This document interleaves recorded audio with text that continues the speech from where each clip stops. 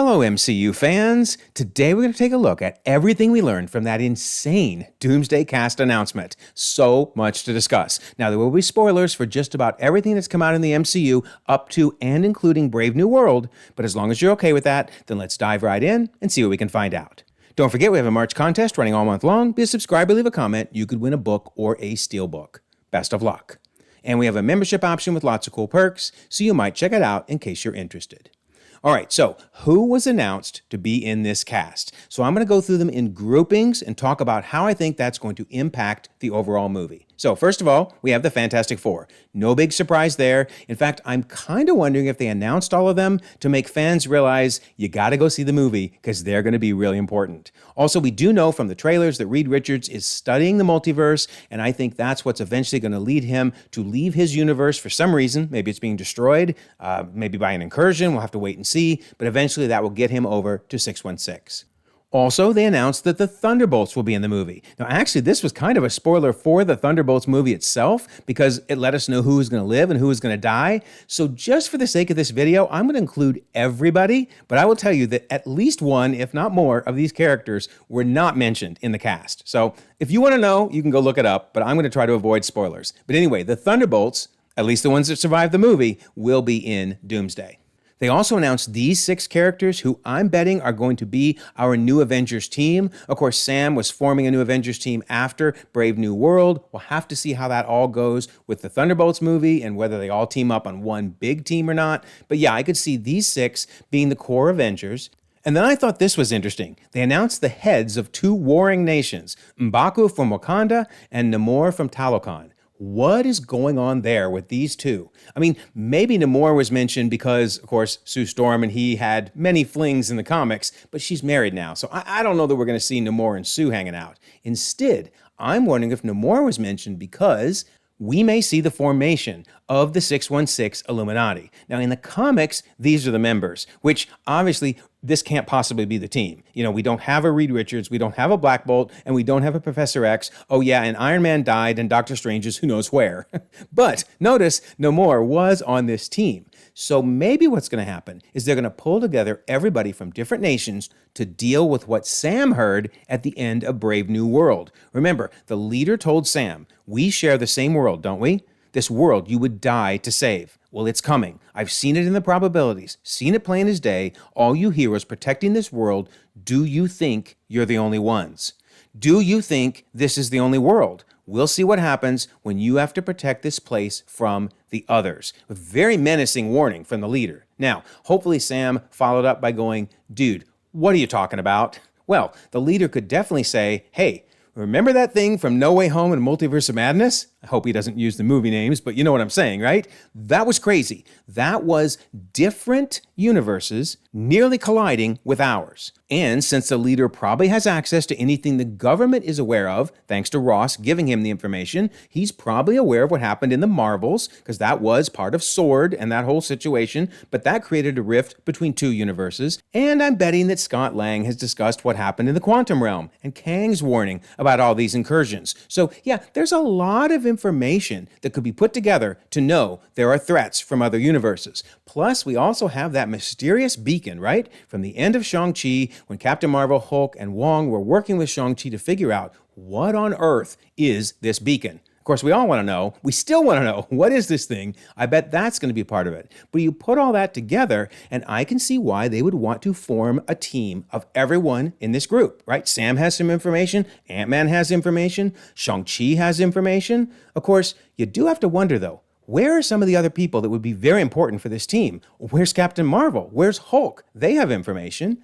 Well, let's talk about the fact that not everybody who's going to be in the movie was announced, because shortly after, they did that cast announcement of 27 names, Robert Downey Jr. posted, that's what you call a deep bench of talent. Actually, it's more like a row, but an extra long one. That must be it, right?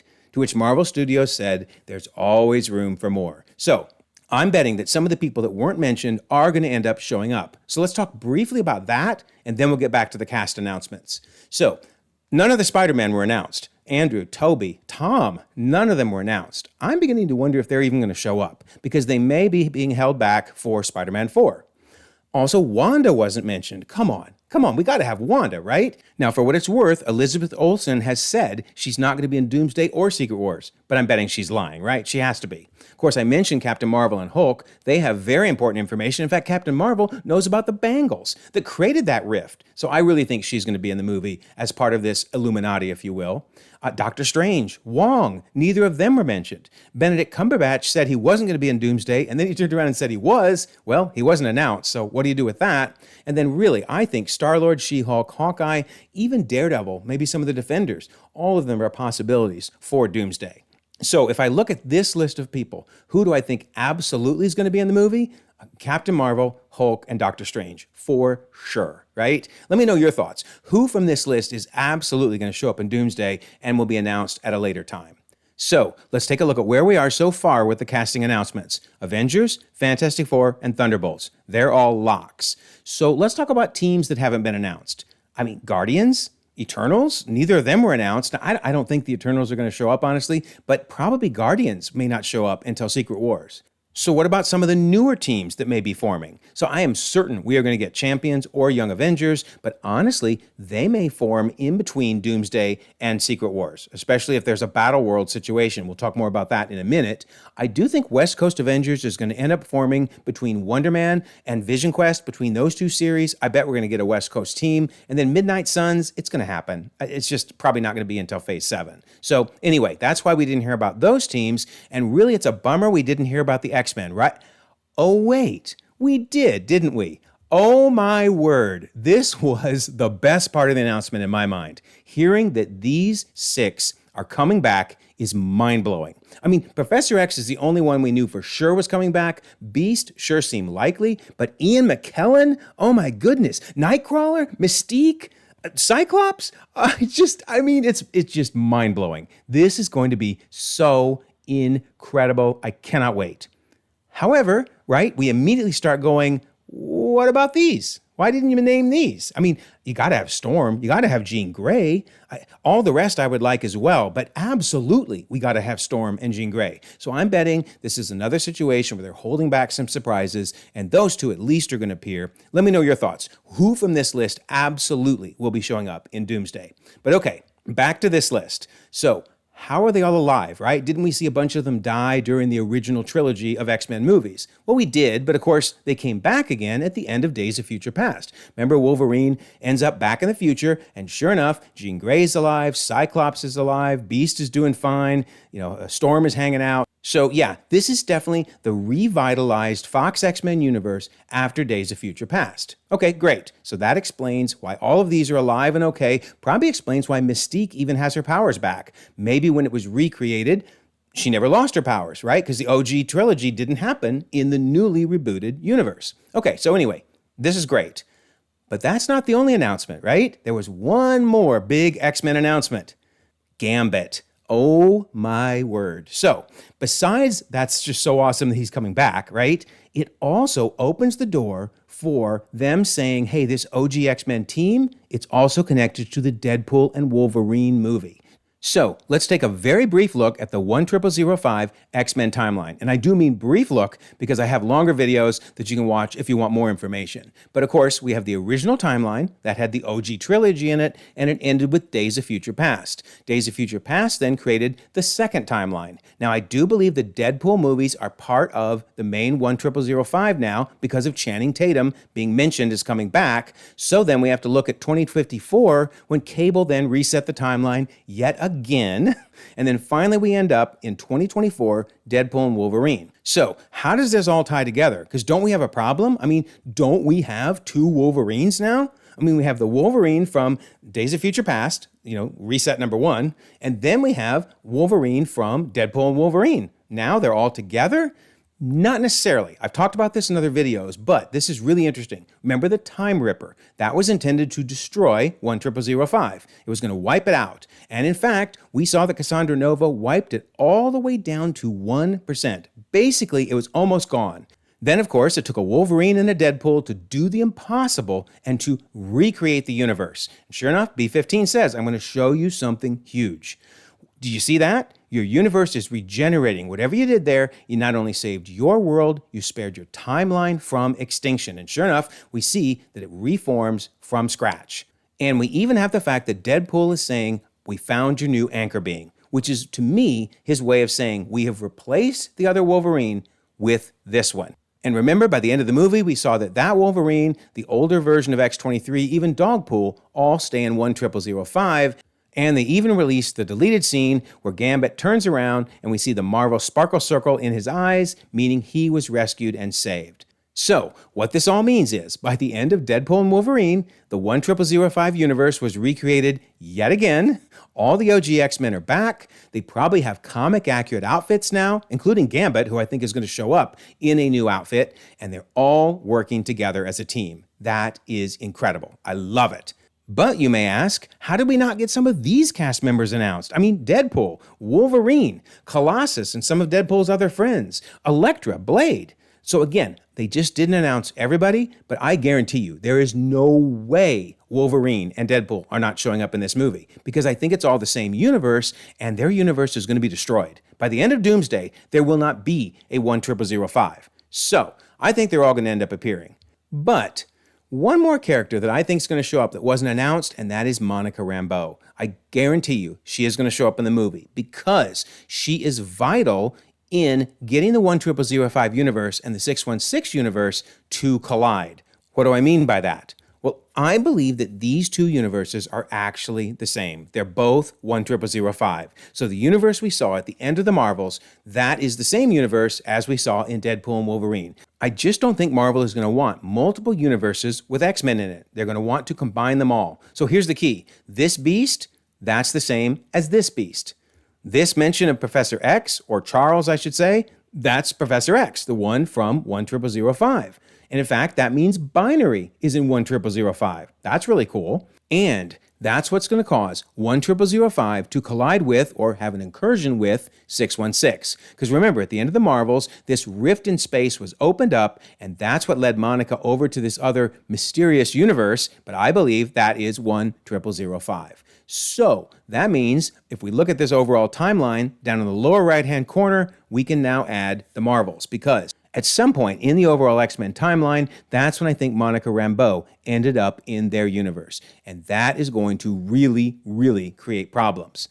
Also, combine it with this, I believe, critically important line from Deadpool and Wolverine. Remember, Deadpool says, I wanted to be an Avenger. And Wolverine says, forget the Avengers. And then Deadpool says, yeah, I didn't make the cut. Same with the X-Men. But the fact that Wolverine has a real issue with the Avengers, oh yeah, baby, that is leading to this incredible throwdown. It is going to be a huge part of the Doomsday movie. I cannot wait. Imagine seeing all the OG X-Men fighting with the Avengers. Oh my word, it is going to be so cool. And at stake is literally their universes. Because remember, with the incursions, only one of the two universes can survive, or they're both going to be destroyed. Wow. And we may actually get this answer finally. Why is Thor crying? That's why I'm saying Deadpool's got to show up, because this fight has to result in this scene. We need to know why Thor is crying. All right, so here's the key. These are the main universes at this point in time. Of course, 616, 838, which I haven't mentioned up to this point. I don't know what role they're going to play. I'm really kind of curious. Maybe they'll be one of the first universes to get nuked and show us how serious the situation is. Anyway, we have the Spider-Man universes with Blade, Elektra, of course, Fantastic Four, and then we have the two universes that I think are really one, which is the Marvels and 10005. So these are the key universes that are all going to factor into Doomsday. So that means we need to discuss how they are all tied together. I want to start by talking about a couple real-world scientific theories and how they will play into Doomsday. The first is the multiple worlds theory. So, briefly stated, it was originated by U.S. physicist Hugh Everett in the late 1950s, and this envisions our universe as just one of numerous parallel worlds that branch keyword, off of each other, nanosecond by nanosecond, without intersecting or communicating. And you can see in these branches, like in the first one there, they fall in love after he gives her a flower, and in the other one, nope, she rejects him. And then we have branch, branch, branch, branch, branch. Well, where have we seen this? Well, everywhere, right? We've seen branches everywhere. We saw it during the Loki series with the Nexus events. Obviously, on the monitors, we saw it.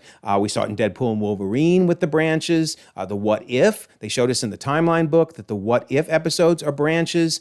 Loki's tree, right? It is the perfect example of the multiple worlds theory, all of the branches occurring within the tree.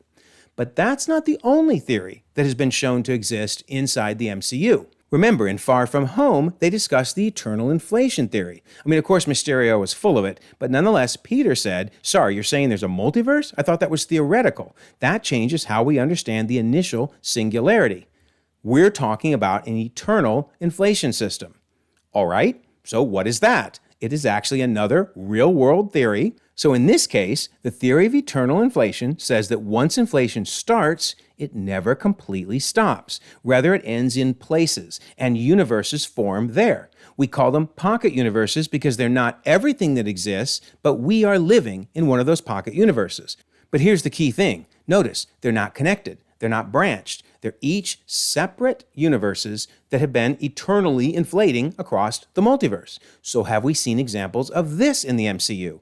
I would argue yes. Back in Loki, when He Who Remains talked about universes being stacked on top of his own. They're not connected. They're not branched. Also, when the Beast in the Marvels said, you are now in a reality parallel to your own. Not branched, not connected, parallel. So Marvel has basically combined both the multiple worlds theory and the eternal inflation theory in their overall model. And I think nowhere illustrates that more perfectly than Michael Waldron during the assembled episode for Multiverse of Madness, because he said it's impossible, near impossible, to travel from one universe to another.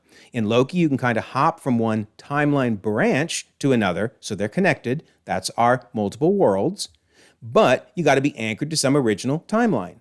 What America can do is she can jump from one universe to another, meaning they're not branched, and she can literally do the impossible. That's the eternal inflation theory. But okay, Michael Waldron aside, have we seen this illustrated in the MCU? I would argue yes, because Kang showed us incursions, and when he explained them, he said the other Kangs are playing with time, and I saw their chaos. Notice he's created a second universe in his hand because the first universe is wrapped around his waist. So that is the eternal inflation theory, two disconnected universes. He then says their chaos was spreading across realities. Notice now we have the two universes, but they're not connected. And then the universes start to collide, and we have endless incursions. So notice, two separate universes, but then we have the branches coming off of each. So I think this is the perfect example of the combination of the multiple worlds theory and the eternal inflation theory, and this is how Marvel has set up the overall multiverse. And as Kang said, he saw the multiverse and it was dying. And it was dying because of those incursions. And we see that Reed Richards backs up what Kang showed us because he said an incursion occurs when the boundary between two universes erodes and they collide, destroying one or both entirely. That's exactly what Kang was showing. The boundaries between those two universes were eroding and eventually they were going to collide. But that's not the only way an incursion can occur, right? Reed also said, Stephen, your arrival here confuses and destabilizes reality. The larger the footprint you leave behind, the greater the risk of an incursion. Well, I really wish that Monica could have heard that speech because she is creating quite a large footprint in 10005, and that is why it is going to collide with 616, and it's going to be a fight for the survival of one or the other universes. I could even see the X-Men ultimately realizing there's no way to stop this incursion, and they might sacrifice themselves in the movie. Wouldn't that be heartbreaking? Wow. So this is just so fascinating to see this all coming together. So, to bring this back to Loki's tree, I don't think 10005 is a branch in this tree because I don't think you can have incursions happening within the same tree. Otherwise, Loki's not doing a very good job, right? Or, to put it another way, Doomsday is not going to recreate this famous meme from the horror movie When a Stranger Calls, and when they tell her, hey, we've traced the call, it's coming from inside the house. Literally, the person who was calling her and threatening her was in the house, and they're telling her, get out of there. That's not going to happen in Doomsday. We are not going to have the 10005 threat coming from inside the house, if you will. In other words, the tree is not going to have 10005 in it. Instead, if we look at this at a high level, the tree, at least the trunk of it, is 616, the main timeline. The roots are basically Loki, keeping the tree alive. And the branches are basically the what if episodes we saw from seasons 1 through 3. So this is the many worlds theory part.